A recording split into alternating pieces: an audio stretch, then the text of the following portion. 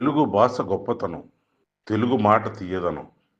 ఈ మాట అనడానికి మనం ఎట్టి పరిస్థితుల్లోనూ సందేహించాల్సిన అవసరం లేదు. రాను రాను తెలుగు భాష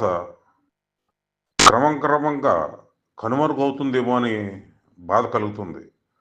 అయితే కొన్ని సందర్భాల్లో కొందరు ప్రముఖులు చేస్తున్న కృషి వల్ల లేదు లేదు తెలుగు భాష నిలబడుతుంది, మన జాతి గౌరవాన్ని నిలబెడుతుంది అనే ఆశ కలుగుతుంది.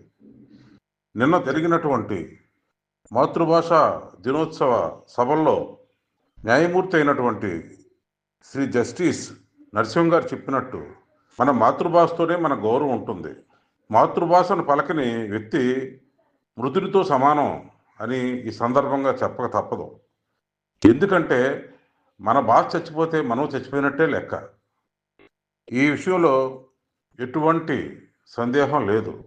ఎప్పటి నుంచో ఉన్న కొన్ని భాషలు కేవలం పట్టించుకోకపోవడం వల్లే కనుమరుగైపోయిన పరిస్థితి మనం చూస్తున్నాం. మన భాష అటువంటి కోవకు చెందకుండా అజారామంగా మన జాతి గౌరవం పెంచేందుకు దోహదపడుతుందని ఆశిస్తున్నాను. మరి ముఖ్యంగా తెలుగు భాష గొప్పతనం, తెలుగు జాతి గౌరవం, తెలుగు ఖ్యాతి నిండుదనం, ఇటువంటి పదాలని మన కవులు, గాయకులు మనకి ఎన్నో సందర్భాలు వినిపించారు.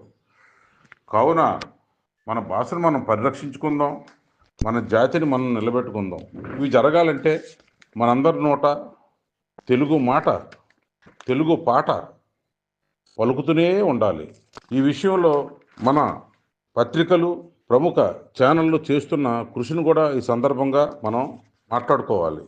ముఖ్యంగా ఈనాడు, ఆంధ్రజ్యోతి తదితర పత్రికలు మన తెలుగు జాతి యొక్క, తెలుగు మాట యొక్క, తెలుగు రాత యొక్క గొప్పతనాన్ని ఎప్పటికప్పుడు తెలియజేస్తూనే ఉన్నాయి. కనుక మన మాతృభాషలోనే మాట్లాడుకుందాం, మిగతా భాషలు గౌరవిద్దాం. మాతృభాషను మాత్రం ఎట్టి పరిస్థితిలోనే మనం నిలబెట్టుకుందాం. జై తెలుగు జాతి, జై తెలుగు భాష. Thank you very much. Me my media channel Janardhan.